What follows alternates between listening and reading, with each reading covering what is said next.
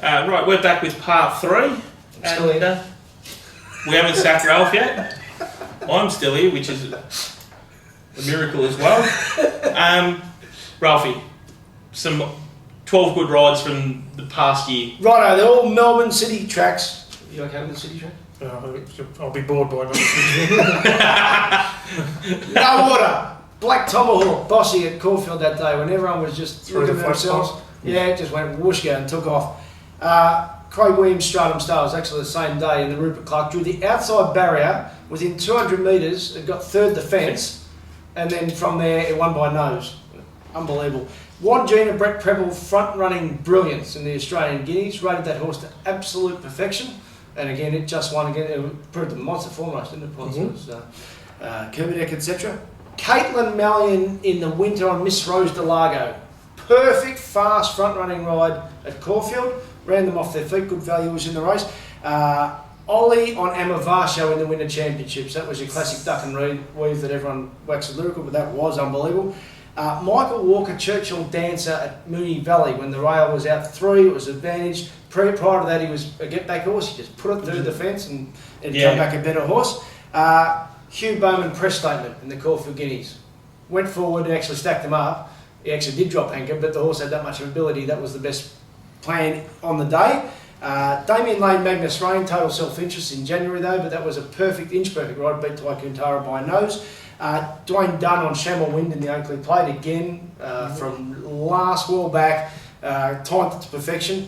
The reverse, Stevie Baxter on Tortine, it was that day when Moonee Valley Rail was out. He went so fast on it, but that was the right tactics for that horse. She's got no finish about it. Ollie on Lucia Valentina on the last day of the carnival down the outside fast lane. Wouldn't have won otherwise, I reckon it wouldn't have. Similarly, Michael D on Picalo, that was a quick backup horse at Caulfield, and he just went fast, and the others was a walk back. Diggy McCool couldn't catch it, couldn't do that right. How many of those were you on? Only about 12. Only about On Picalo. Of course. Are there any jockeys at the minute, boys, whether it be Melbourne or around the state, that you're sort of giving a bit of an extra bonus to who you think you're in real form? I know. For me, because I deal in lightly raced horses and maidens and class 1s, but so I don't back apprentices. The horses who are still learning their racing manners and lane and things like that. But there's a young kid who's just going, the boy wonder as we call him, B. Allen. I see Weary gave him some rides. Must have been last Saturday or something like that. P. Moody's putting him on, so it's just flying. He's right. He was number 10 on the looked at him. He's number 10 on the jockeys list. Yeah, he's Zara, Ollie, Williams. There he's number 10. B. Allen. So keep an eye on B. Allen. Yeah, definitely one you want. You mentioned one about, I saw you tweet out about Mark Zara and a jockey change the other day. So give us your best 3 seniors who ride in that area that you go, well, I'm just so confident when you're riding one. Zara, yeah. I mean, I did a Chuka last Thursday and there was D Lane. Yeah. just rolling up to a Chuka on Thursday. Said, what a great country. Frosty Lane going, there's no value in the prize, it doesn't matter. You don't have to get the value. It's just Frosty just makes them win. Yeah. And Mark Zara and who's the other one? B. Mullen's very good in the bush. He's there to he makes them travel and positive, and he's riding fruity horses and things like that.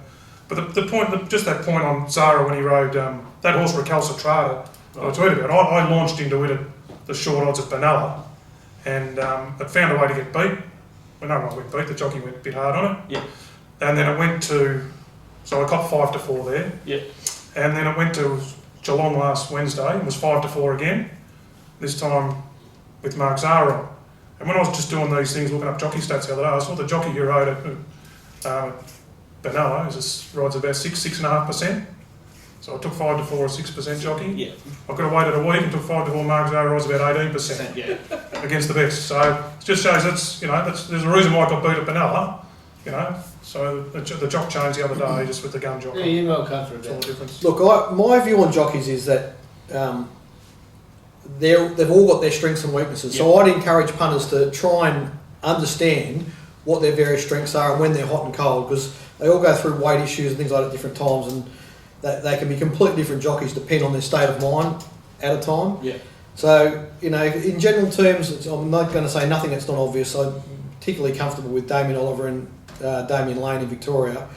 But I don't give horses bonuses for having particular riders. I just try and understand what style of horses best suit jockeys. So if Damien Oliver's on a horse that's got enough tactical speed to sit one out, one back, and it needs to be produced at the right time, he'll get that right 95% of the time. If Dwayne Dunn's on a leader, I'll be a little bit cautious. He's a very good jockey, but he's world class when he's not on the leader. Yeah. Is that fair? I think that's right. And but then had a very bad day at Sandown the other week as an example. Like he was on different sort of horses and he rode them all badly. Get the barbecue out. Mm-hmm. That's just an example. But he's had other periods where he's been red hot and rode a lot of winners. But isn't that why, as a punter, you'd actually have to be so dispassionate, just sit back and go, right, this bloke's head isn't screwed on. It could be for who knows what reasons, but that's where you let the stats talk for themselves. And if they're having a bad day, they're probably going to have 4 or 5 bad days if they're very good jockeys, because there's a reason why they're riding below their best. But it's vice versa when they're hot bugs. But it's also like the Michelle painting in the Melbourne Cup, wasn't it? That was just a rider suiting the way that horse needed to be ridden. Like, if you said we need Michelle to lead, then I'd have a lot of I think I might have even said that on the preview show. You did. I said, she's the right sort of jockey for that sort of horse from gate one. It was, I mean, I couldn't ever back it with stolen money, but I'm saying that there was a good set of circumstances for her. And Brad Willer on the Darren Weir horses, he knows exactly how to ride them. So I reckon, but I reckon Dan brought up a few years ago back with Brad Weller that he gets criticised for getting back and so forth. But one of the great things to look at, I reckon, is what happens just past the post.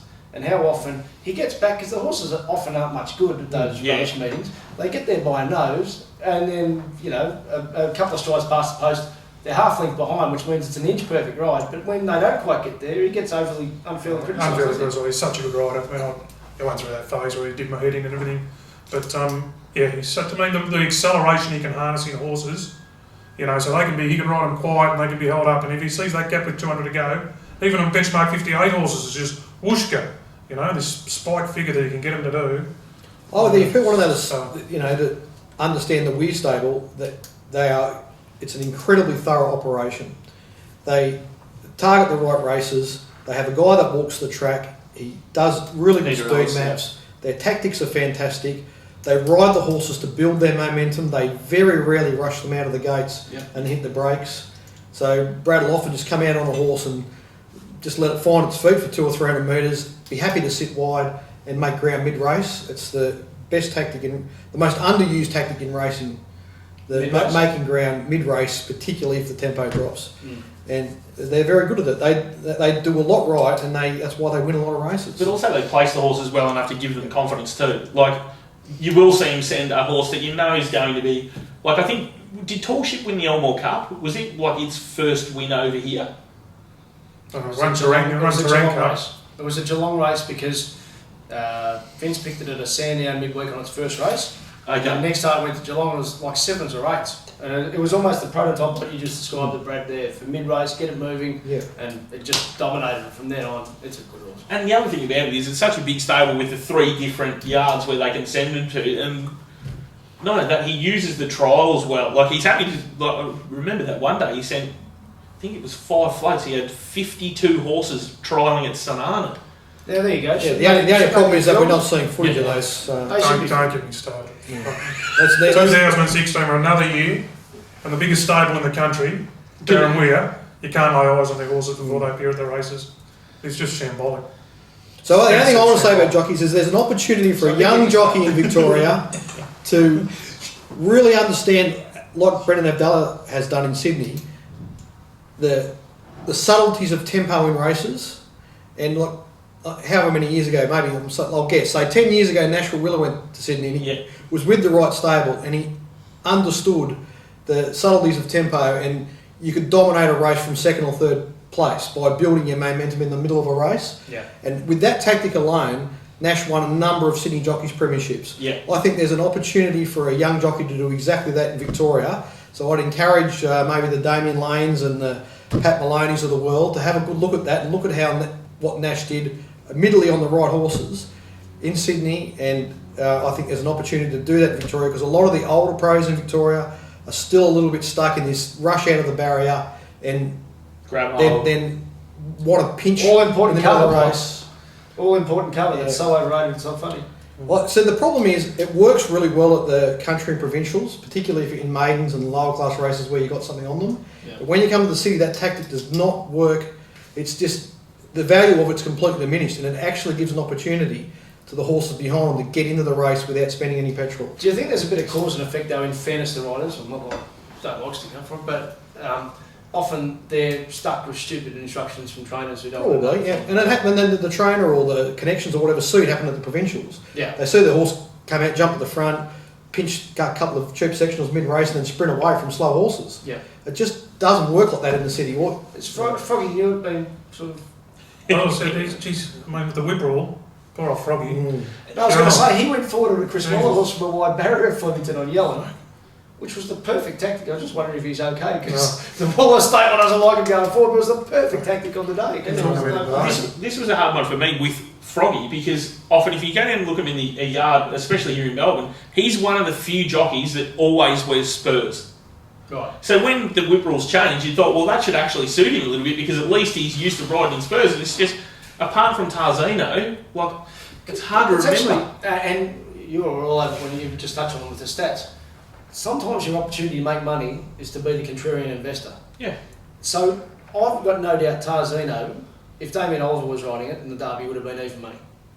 And you end up getting 350. Yeah. Yeah. Now, that was purely because of a jockey. He rode the race of his life, but he was out of form. Yeah. And it wasn't unfair to say he was out of form. He was out of form. Yeah. But so, sometimes you've got to bite down hard and say, well, this bloke, this means everything to him, and he's going to... And that can, by the way, meaning everything can be, as you say, because it can be a Saturday Benalla to that particular jockey. I bet it meant everything to Ben Allen at Saturday a couple of weeks ago. So the motivation is a key part of it compared to, let's say, Dwayne after the Melbourne Cup Carnival. Yeah. Riding at St Andy, that's when he's going to put in his shocker, because his motivation level and intensity level would drop after such a big carnival. I'm going to throw something up here. I'm going to name it after one of your nemesis. I'm going to call it the Mick Ken Award. Who is the stable or jockey that you have the least handle on that just does your head in? Because I've seen the amount of mental energy over the years that Mick Ken's tossed you. Yeah, and I just had to bow out. Just had to. Tap out. Had to tap out. Yeah. Enough. Just Westgate Bridge stuff. You'd back him and they just run nowhere, and then they were. But so I'm glad he's a shadow of his former self. In my opinion, he's lost a lot of horses, but.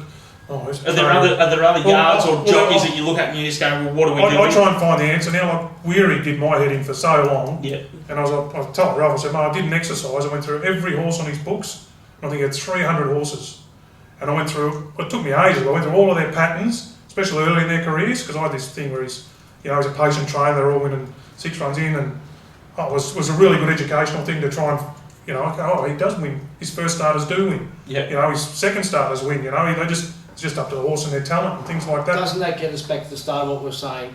That if you work hard and you look at the right things, work hard and work smart, that's why this game is so fascinating. Exactly. Because you will find those things, and that sometimes your challenge is to say, a bit like you say, what stable does your head in? For a while, it was Chris Waller runners in non-feature races in Melbourne, and they were continually ridden badly, bad tactics, and then I worked it out that they would they'd do their tactics by remote and say go back, and it'd be Chris Simons or James Winks or one of those lower profile guys who'll go, yes sir, no worries, put them in the wrong spot, and then they will look silly.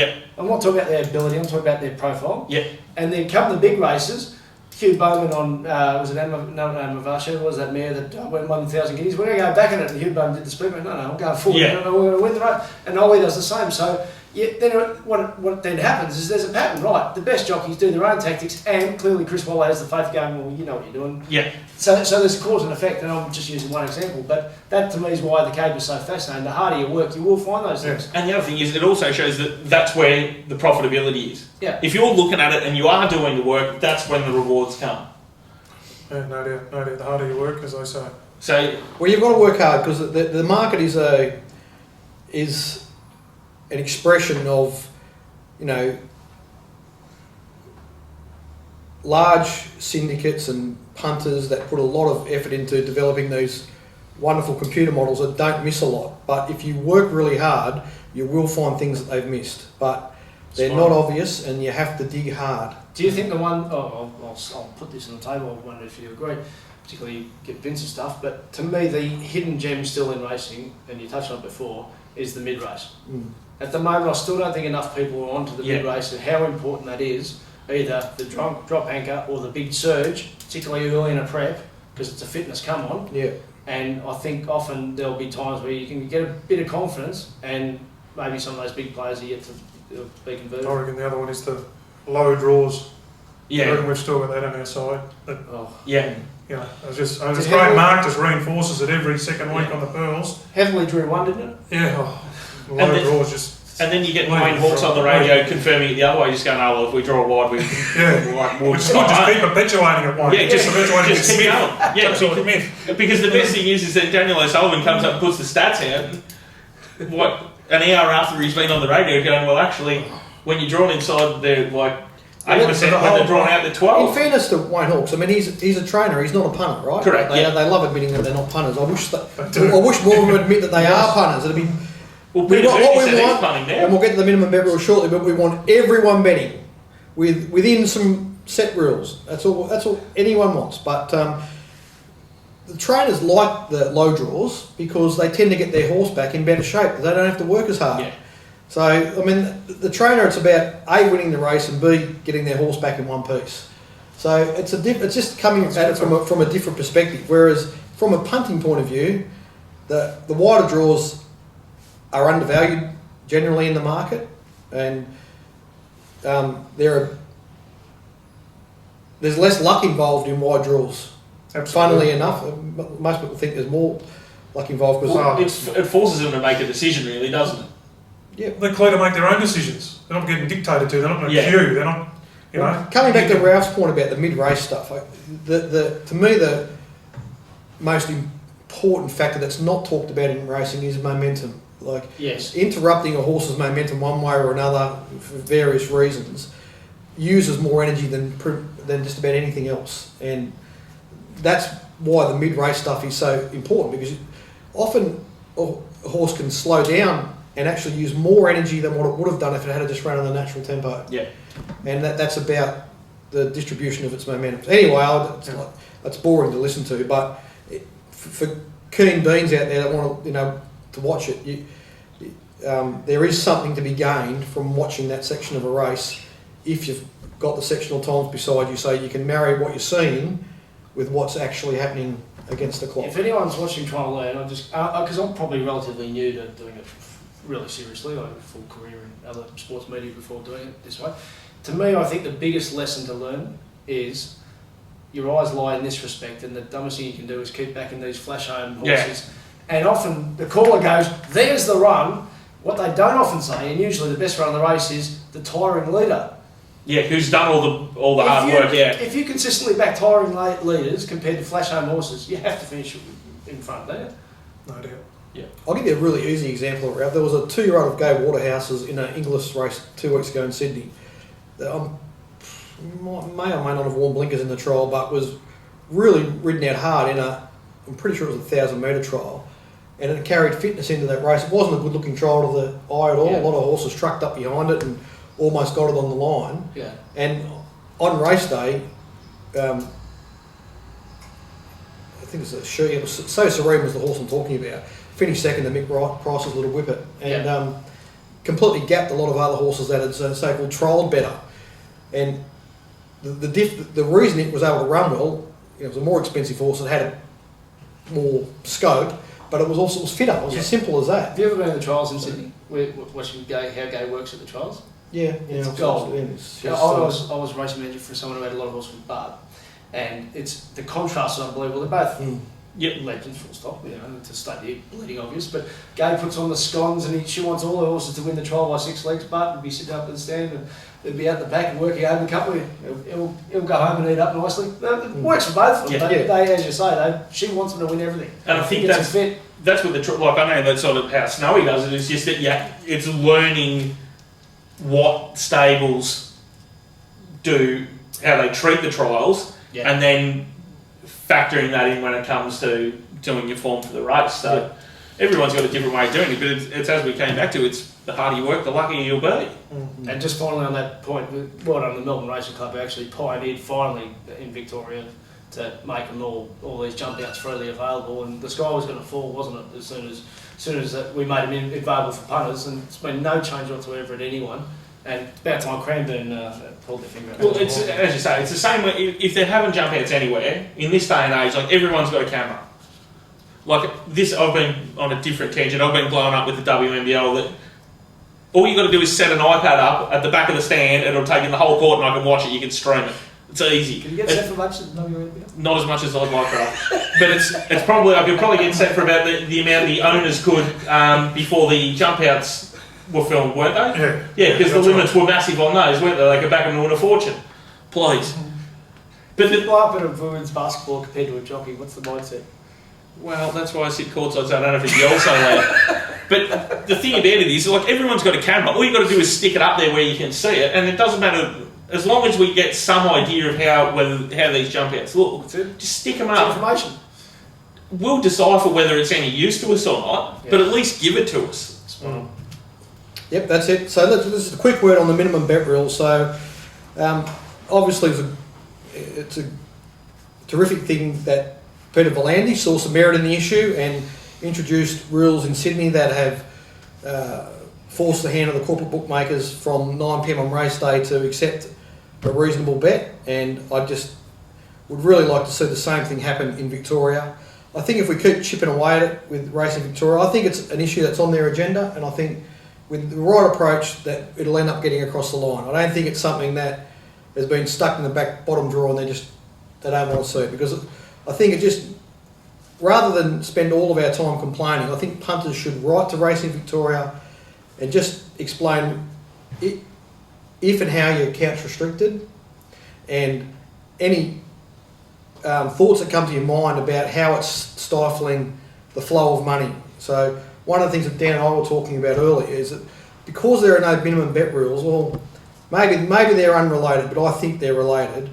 There's very little bet back money occurring. So once upon a time, Tom Waterhouse would lay a horse with a big bet to a client, and he'd bet it back through the Sydney ring or the Melbourne ring or whatever, and like he'd keep some of it for himself. Liquidity. And round and round it'd go. That sort of thing is stopped, and I think it's a lot to do with the minimum bet rules. And it's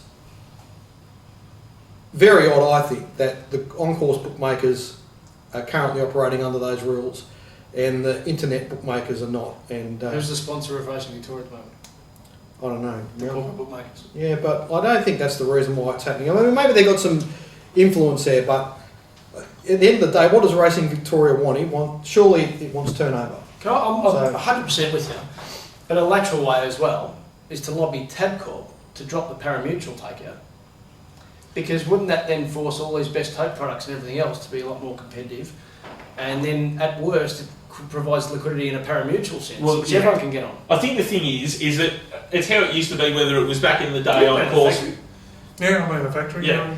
But the thing is, back in the day on course, it used to come in, and then the risk would almost get spread around the ring, would it? Till it was to a point where the price had compressed, and everyone had laid it to sort of their liability level. But now it's just what can be fixed then? What can be fixed? I mean, the market's so different than what it was. Yeah. I mean, the computer models and the guys using the computer models out of Sydney have, they've sort of, I know they're doing their best, but they've sort of ruined it for everyone else. They're just too strong.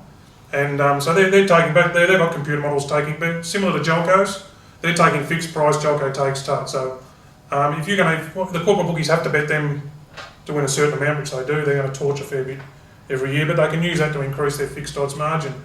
Then you've got the, Betfair, the Arbors, who are just jumping in. I mean, so the chiselers, the blokes doing the form, and we're sort of down the bottom just trying to catch and kill and get something on. And I mean, I think if it was just sort of us and not, those other factors, then I don't think there'd be a problem with the bet going a minimum bet rule. But I think there's a lot of can be a lot of abuse of it and things like that. I mean, look at the EBTs and that. I mean, those computer model guys. We've got countless people sitting in TABs all around the country, just trying to bet all at once. The things, and now even Jack and Jill can't go and have a bet on the EBT for a decent amount because the risks are just compacted because of that reason. So, It's, I mean, look. but some joints are better than others, though, aren't they? Like, I know Sportsbet, when the minimum bet rule came in New South Wales, I think they sort of almost took it across the board a little bit. Like, I haven't had any problem with them. Crown Bet seems to bet me a reasonable bet. But some are better than others. And I know this is part of the punter show, but isn't that part of the appeal of the tournament? Is that now, as an average punter, you can actually take on the best? Yeah. Oh, definitely. And those best, often they can't get on where you can get on because there's a reason why they're the best. And it's also, it's a completely different strategy too. It's a completely different way of thinking, isn't it? It's like, we've I participated on Saturday and fucking had 5 rebuys and every second race I was all in and gone again. So anyway. But the thing is, I wouldn't be too worried about taking me on. You just clue me out. But the strategy changes depending on the structure of the tournament. Like, it was very different when it was paying all the way, like when there was 12 spots. Then it was different. You got your lead and you hung on and you hoped for the best and you finished in the money, because then all of a sudden you were turning your 110 into 500 as a minimum. Well, that's got a completely different feel as opposed to, we only pay, say, top 4 or 5 or something. Well, then, I've got to just keep blasting to try and win the tournament. I think 18th place on Saturday was 500. Might have even paid in further than that. So, running the top 18 and there you go. So, anyway, I understand there are different solutions but I just think it's a fairly simple thing to get across the line because Racing New South Wales has already done it. Correct. So I'm not saying it's the be all and end all. I'm saying if there's a fairly simple minimum bet rule, so the corporates can't restrict you to winning 500. It's been 12 months or longer. So it's a good start. Nearly 12 months. Yeah, so I think it was the 1st of January. Yeah, well, hopefully RVL's looked at it for 12 months and can put it in. Yeah. Well, hopefully they've just got some meaningful stats where they can say, well, turnover's gone up by X amount. Just make it look like you're trying. Yeah. Don't hide behind legalities. Well, I'll take this opportunity to wish not only the boys but everyone watching a merry and safe Christmas. Make sure you drive carefully and look after yourselves and everyone else. So, boys, Merry Christmas. Merry Christmas, everyone. I know with the Punter Show, they get twice as many viewers for part 1 and part 2, so it's probably the amount we've gone on. I don't think anyone's ever going to watch this, but for anyone who is watching it, Merry Christmas. Yeah, right, plenty of winners, plenty of meetings to bet on the next few weeks, so I'm sure there'll be plenty of winners for everyone. Get out to a meeting if you can. And I'll go a bit wider and say Happy Hanukkah as well. And hopefully 2016 is the year of the wagering punter and information and not stewards, inquiries and cobalt. That would be nice. That's it. Merry Christmas, everyone.